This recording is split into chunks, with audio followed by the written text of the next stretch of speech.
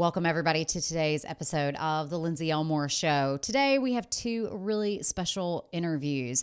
The first is with Amanda Webster, who tells us her story of overcoming addiction and mental illness.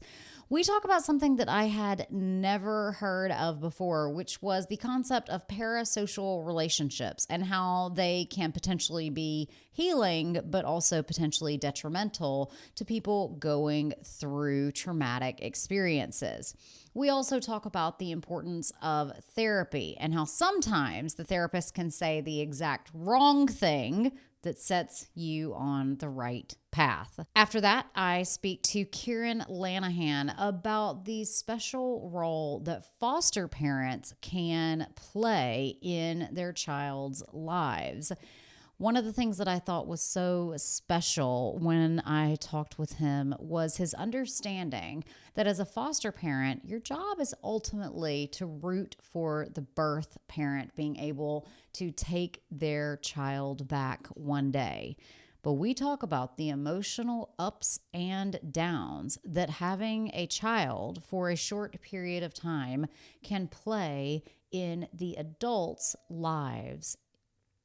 Let's get to the show.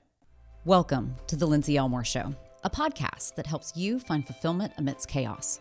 On this show, I interview thought leaders, doctors, creatives, spiritual gurus, and game changers who inspire you to pursue your dreams, overcome obstacles, and leave your mark.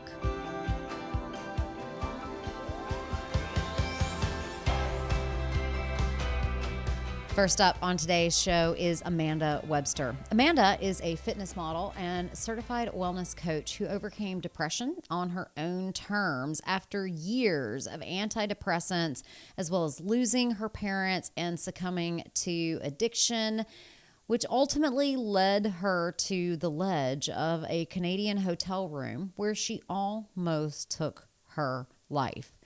After a year and a half of self-discovery and making healthy changes throughout her life, she was decertified as having serious mental illness by many professionals who told her that that was not even possible. Now, she's passionate about helping others overcome their biggest struggles and find balance in their life. Today, we talk about the importance of parasocial connections, and we talk about how you can manage your grief in both healthy and unhealthy ways when you project onto people that you do not know. So it's interesting because I know many of our listeners, as I have had those connections with music in ways that becomes either inspirational and empowering and gets us out of our shell, or like further drives us into our shell. And I remember back when I was struggling to figure out who the heck I was, the Crow soundtrack had just come out, and I remember just listening to it over and over and over again and recognizing, like, this music is actually really depressing for me. I don't understand why I'm listening to it, but here I am just like wallowing and kind of almost like forcing myself into tears, like forcing the sadness. And then I fast forward, into my 20s when I was in a bad relationship that I had not wanted to be in the better part of 3 years, but we don't have to talk about why we got there. And the Mumford and Sons first album came out. And I remember the lyrics, I will hold on hope and I won't let you choke on the noose around your neck. And I remember for months trying to make that song about him. And instead I was like, no, boo, that song's about you. Like, you have to take the noose off of your own neck. And so you have described this as a parasocial relationship. Tell us what that means. So a lot of people don't realize that it's completely normal, the bonds we form with these individuals, be it an actor, singer, whatever. We let these people into our lives on a very, very personal level. For me, when I was sexually assaulted at 16, I had already started to find this music comforting and Chester, the lead singer himself, he was kind of just an icon for me of comfort and coping. So when the sexual assault took place, I just remember closing my eyes, and any survivor can tell you, you go somewhere else. That's all you can do. You go somewhere else. You can't get away. You go somewhere else. And for me, I started tracing Chester's flame tattoos in my head and just thinking, does the flame turn left? Does it turn right? Where is it blue? Where is it red? Where is it orange? And just picturing those in my head, because that's really all I had. And I didn't know what else to do. I couldn't think of my parents because that just scared me of what they would do if they found out. I couldn't think of my friends because they were thousands of miles away. So for some reason, this is kind of what came to my mind. This is just what came into my heart at that time. And then later that night, when I was in the shower, the first thing that you shouldn't be doing after you're sexually assaulted, but I was— Hey, moms listening to this right now, teach your daughters this and teach your sons this. If you're ever, and women listening to this, if you are ever sexually assaulted, do not take a shower. Go to the emergency room. Call somebody who is a backup, who's a safe person for you, who will help you deal with the emotional turmoil. And I'm sure some of the completely insensitive questions that come your way when you are a survivor of sexual assault. But don't take a shower. Don't do it. So I'm sorry to interrupt. Just public service announcement. Go ahead. Absolutely. It's totally worth interrupting for, because like I said, I was 16 and I didn't really know what to do. I was in a panicked state, but I do remember the CD Hybrid Theory, Linkin Park CD, was playing in my room. It was always playing in my room at the time. But I remember one of the songs, it's called Points of Authority, and it was playing while I'm laying there in the shower. I'm bleeding, I'm feeling broken, I'm crying, I'm panicking, I just don't know what to do. And it just gave me this validation. It gave words that I couldn't express. So while I'm panicked and my mind is racing 50 different directions, some of it's probably in like Japanese or something. I just have all these voices going on in my head. I have all these thoughts and all these feelings and all these emotions that I can't express or explain. This song kind of gave words to that in that moment. And it really got me through the night. It got me through that traumatic moment, as well as I said, many others. But that's probably the most intense that I remember, was just kind of the introduction to realizing, okay, I'm not alone.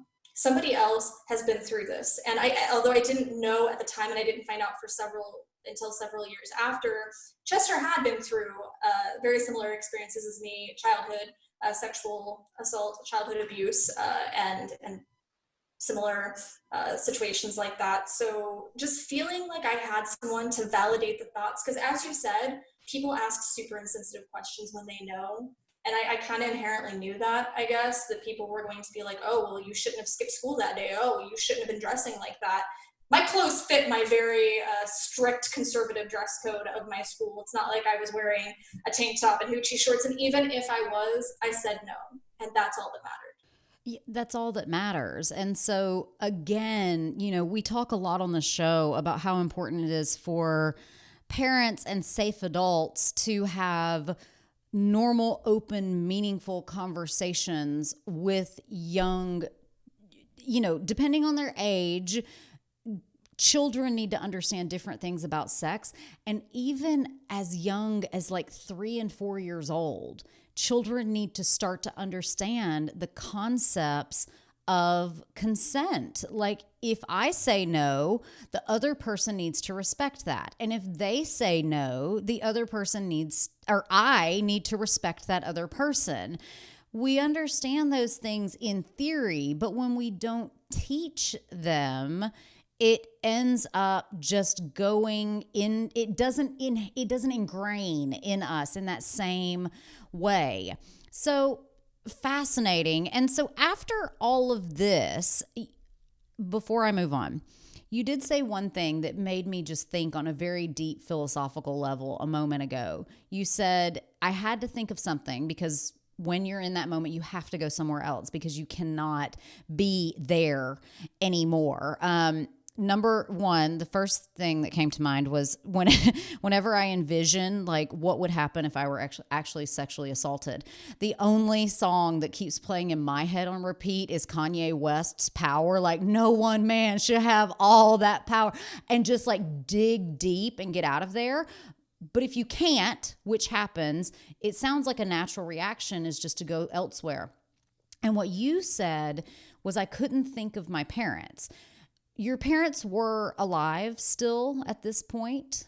Yes, they were. And I had a great relationship with my parents. I know that a lot of people had, kind of a rough childhood. I had a great relationship with my parents, but I knew that my mom would blame herself. And she did find out later, and she did, in fact, blame herself. And I knew my dad, and I'm not exaggerating. I know this is cliche to say. I know my dad would have straight out murdered him. He was a Vietnam vet. He would have killed him. He would have killed him without question. He would have found him, and he would have killed him. And I didn't want my elderly father to be in prison for the rest of his life for killing this guy.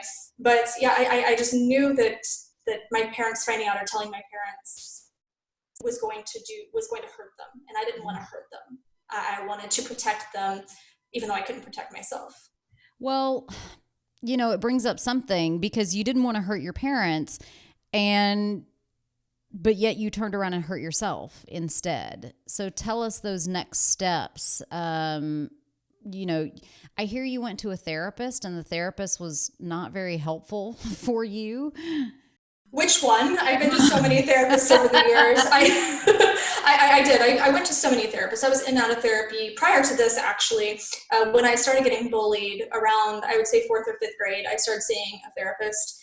And I mean, you go in and you talk to them and you tell them about your issues. And I always kind of felt like they were playing tic-tac-toe on the side of their little clipboard. I never really felt listened to or heard. I never felt like they really had my best interest at heart. But I had went to several different therapists over the years, probably, in fairness, probably in the 20s. It had at least been in the 20s. Different therapists. I was on every medication that hit the market. They would try me on some new antidepressant, antipsychotic, anti-anxiety.